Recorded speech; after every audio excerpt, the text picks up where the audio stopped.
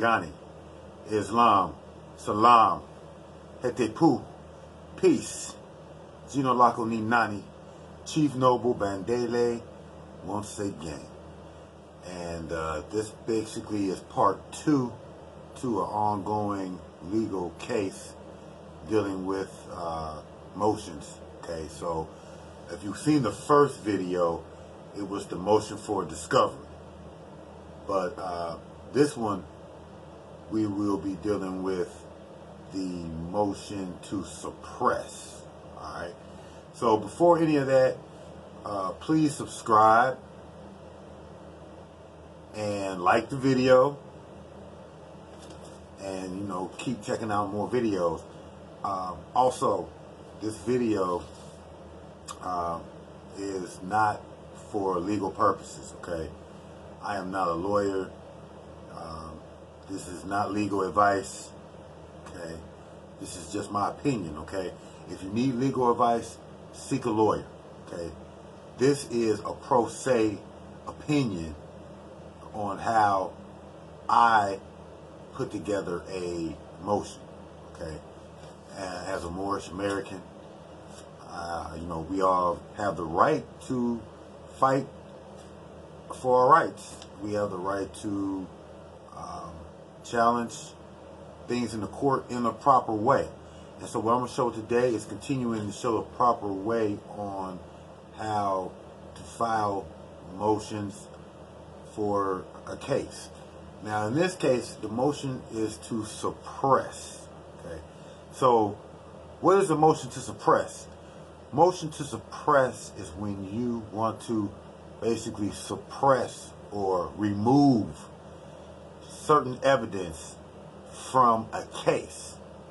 Now that's very important, because if certain evidence is removed from the case, it can ultimately lead to a dismissal of the case. So a motion to suppress is very important to think about when you have a case.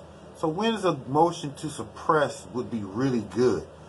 Well, similar into this case, if you're stopped for a traffic infraction, and from that traffic infraction becomes a search and seizure for whatever reason. If that happens, there are certain things that you do not want to do in order to make a suppression motion the most valuable. And one thing you don't want to do is, if you're stopped and the officer wants to search the vehicle, do not consent to the search. Okay, the reason why is because if you try to do a suppression motion or hearing, if you consented to the search, you allowed the officer, you gave him permission to go into the house or the vehicle, the car, if you allowed that, then you have lost your Fourth Amendment right. Okay, the right not to consent is a Fourth Amendment right. Okay, the Fourth Amendment right basically deals with search and seizure. Okay, based on my studies. Okay, so basically, if you get stopped, you don't want to consent, you tell them, I do not consent to a search. Now, that does not mean that they won't search the vehicle anyway, right, or the car, but at least you did not consent, and now you have an ability to do a suppression hearing. Okay, so once you are able to do a suppression hearing, you're able to say, let's say, if they search your vehicle and they find some kind of paraphernalia, or they find marijuana, like in this case, they find that in the car, but you didn't consent. Now you can challenge the Fourth Amendment right. You can challenge them and say they violated that Fourth Amendment. Okay, that allows you the suppression. A suppression hearing is usually based on the Fourth Amendment right of search and seizure. Okay, it's not limited to, but that's a that's a major component to the suppression hearing.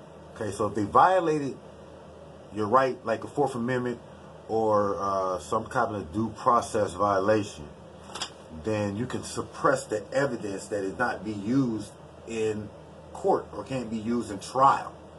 Because you understand that this suppression hearing, like after you file a motion for discovery, you may want to, after looking at the discovery, all the evidence, you may find that it's a discrepancy. And you can see that there's evidence that shows in their paperwork that can get you off. You can say that, well, the marijuana, I want to suppress the marijuana because, hey, it violated my Fourth Amendment. I didn't ask a search and seizure. I didn't consent to the search. And then they've got to prove that they have probable cause to search the vehicle. So it allows you to, challenge their probable cause theory. So enough being said. So what I'm going to do is show you, like I did before, I'm going to show you the motion that I filed. And understand that this motion was granted by the judge. So there was a suppression hearing on this particular case that we'll talk about at a later time. But just know that there has been a suppression hearing since this has been filed. So it did effectively allow me to, have a suppression hearing. Okay, so basically, I'm going to show you the suppression hearing motion, and we'll go into that there.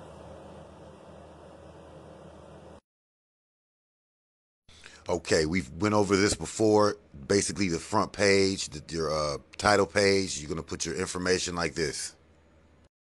Remember that a lot of courts will not allow you to even file this unless you have a cover page. Okay, basically here is the same as the motion for discovery, except that you're asking the court to suppress based on the criminal rule. Criminal rules change, but basically same format as the discovery. Learn those criminal rules. So basically I'm asking on this page to suppress the evidence for this case. Once again, I'm a special appearance. At the bottom I say, wherefore the defendant hereby gives notice in accordance to Criminal Rule 12E to all representatives to give full attention to the use of all evidence, pretrial and trial. Just make sure that you have the criminal rule that applies to the actual motion.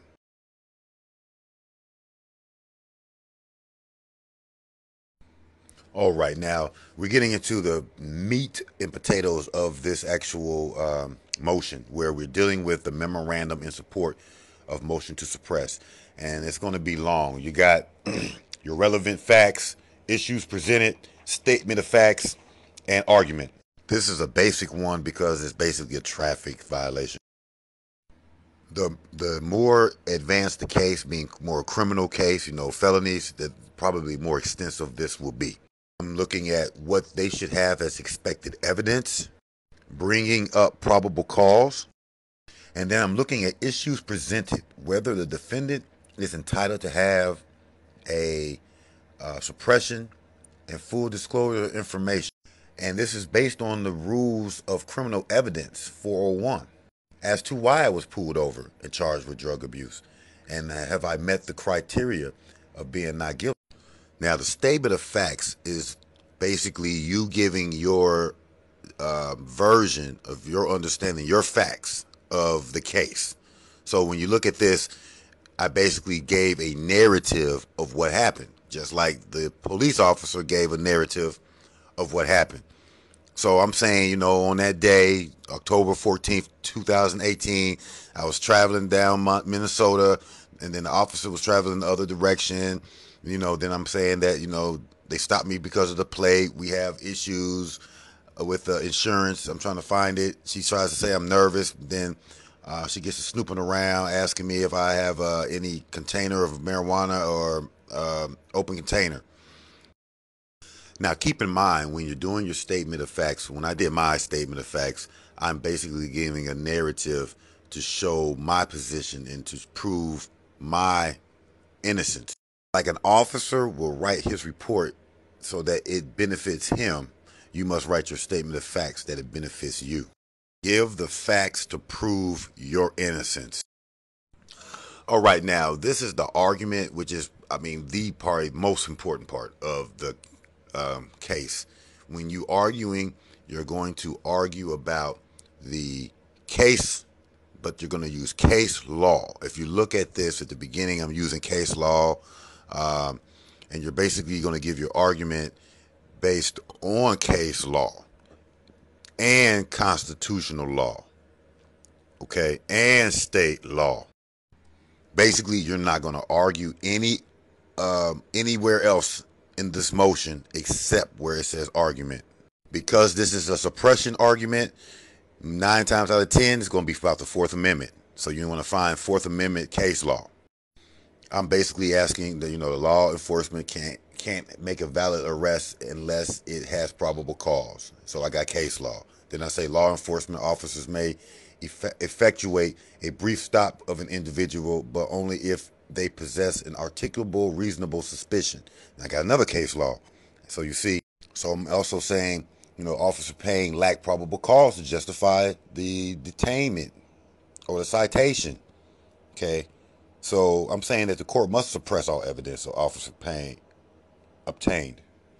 And this may be the biggest part of the whole motion is the argument. You're going to go in very detailed as much as you can.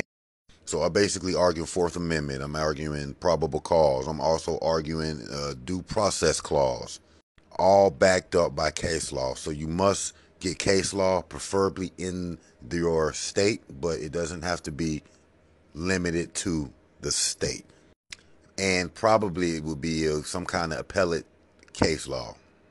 So after all that, you're going to say at the end, that you request that they suppress this evidence. Okay. So I hope that seeing the motion gave you a little bit more understanding how a pro se litigant may deal with the situation if he's, by himself. If you are looking for clarity on what I was saying, you can give me a call or reach out by email. Okay. So, what else? Basically, when you're looking at that, you'll see that how it'll fit in your case. Okay. And be sure that you look and make sure you have, really, I think the biggest thing is the argument. If you've got a solid argument and it's backed by, case law, preferably case law in your state, not limited to, but it definitely helps when you have an appellate case. So that's all we got. Check us out. Peace.